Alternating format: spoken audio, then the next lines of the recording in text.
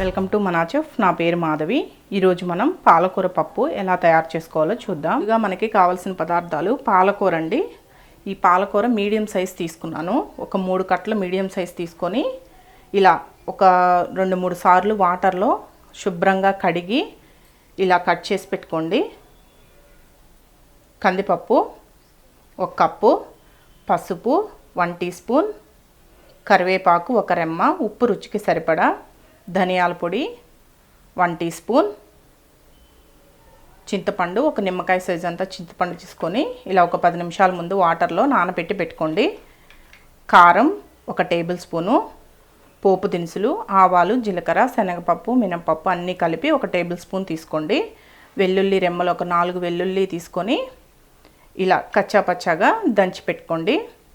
ఎండుమిరపకాయలు 3, 2 టమాటాలు, 1 ఆనియను, ఉల్లిపాయ 1. ఇప్పుడు తయారీ విధానాన్ని చూద్దాం. ఫస్ట్ ఇలా ఒక కుక్కర్ తీసుకొని ఈ కందిపప్పుని కుక్కర్లో వేసుకోవాలి. కుక్కర్లో వేసుకొని వాటర్ పోసి ఒక 2 సార్లు శుభ్రంగా కడుక్కోవాలండి. చూడండి, ఇలా ఒక 2 సార్లు శుభ్రంగా కడుక్కున్న తర్వాత దీంట్లో ఈ పాలకూర వేసుకుందాం.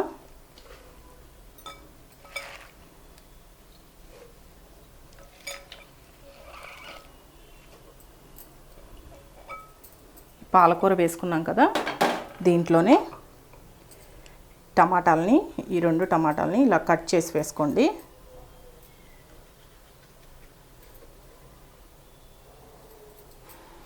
కొంతమంది టమాటాలు ఇష్టపడరండి, అలాంటి వాళ్ళు వేసుకోకపోయినా పర్వాలేదు, కానీ ఒకసారి వేసుకొని చూడండి, టేస్ట్ బాగుంటుంది. టమాటాలు ఇలా కట్ చేసి వేసుకున్నాం కదా, దీంట్లోనే కారం మీ రుచిని, అంటే మీరు ఎంత కారం తినగలరో అంత వేసుకోండి. కొంతమంది పచ్చిమిర్చి కూడా వేసుకుంటారండి, అంటే కారానికి బదులు పచ్చిమిర్చి వేసుకుంటారు. మీకు ఇష్టమైతే పచ్చిమిర్చి కూడా వేసుకోవచ్చు. దీంట్లోనే 1 టీ స్పూన్ పసుపు, ఇది ధనియాల పొడి అండి. నేను సంబార్ పొడి అని మీకు చెప్పున్నాను, అంటే ఏ పప్పుల్లో అయినా ఏ కర్రీలో అయినా వేసుకోవచ్చు అండి, చాలా టేస్ట్గా ఉంటుంది అని సంబార్ పొడి చెప్పున్నాను. ఆ సంబార్ పొడి వేసుకున్న దీంట్లో చాలా టేస్ట్గా ఉంటుంది, ఎందుకంటే పప్పు కాబట్టి. నా దగ్గర ఇప్పుడు ఆ సంబార్ పొడి లేదు, అయిపోయింది కాబట్టి నేను కొంచెం ధనియాల పొడి వేసుకుంటున్నాను. ధనియాల పొడి వేసుకోవడం వల్ల మంచి టేస్ట్ వస్తుందండి. ఒకసారి వేసుకొని ట్రై చేసి చూడండి. దీంట్లోనే కొంచెం ఉప్పు వేస్తున్నాను.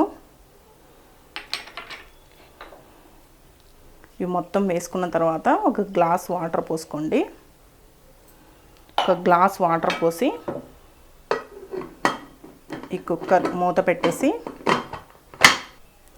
ఈ విజిల్ పెట్టి ఒక 4-5 విజిల్స్ వచ్చేదాకా ఉడికించుకోవాలి స్టవ్ మీద పెట్టుకొని. ఇప్పుడు ఈ కుక్కరు ఈ విజిల్ మొత్తం పోయిన తర్వాత మూత తీసి చూద్దాం. చూడండి, పప్పు మనకి బాగా ఉడికిపోయింది. చూసారు కదా, ఈ విధంగా ఉడికిన తర్వాత ఇలా పప్పు గుత్తి పెట్టి దీన్ని బాగా ఇలా ప్రెస్ చేస్తూ ఎనుపుకోవాలండి.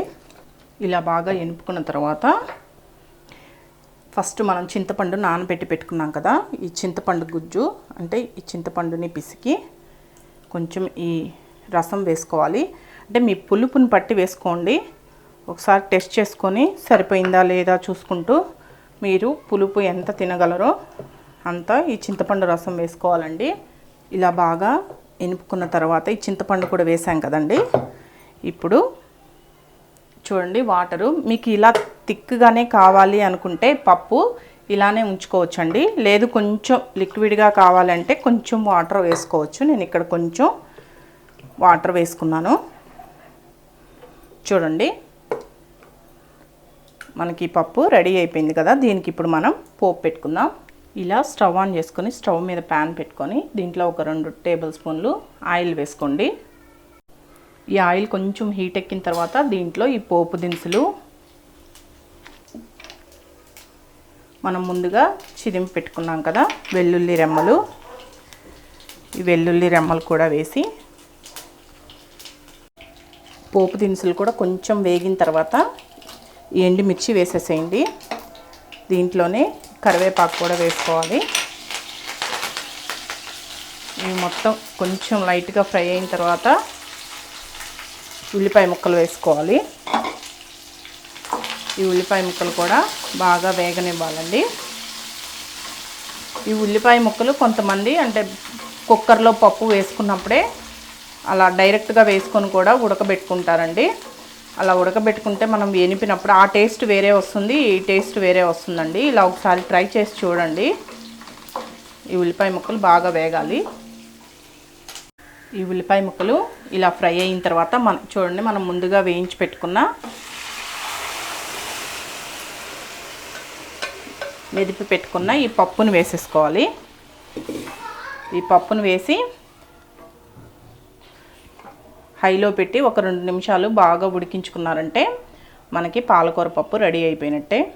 చూసారు కదా పాలకూర పప్పు ఎలా తయారు చేసుకోవచ్చో. చాలా ఈజీ తయారు చేసుకోవడం, టేస్ట్ కూడా చాలా బాగుంటుంది. ఈ వీడియో కానీ మీకు నచ్చినట్లయితే నా యూట్యూబ్ ఛానల్ మనా చెఫ్కి సబ్స్క్రైబ్ చేయండి. నచ్చితే లైక్ చేయండి, షేర్ చేయండి.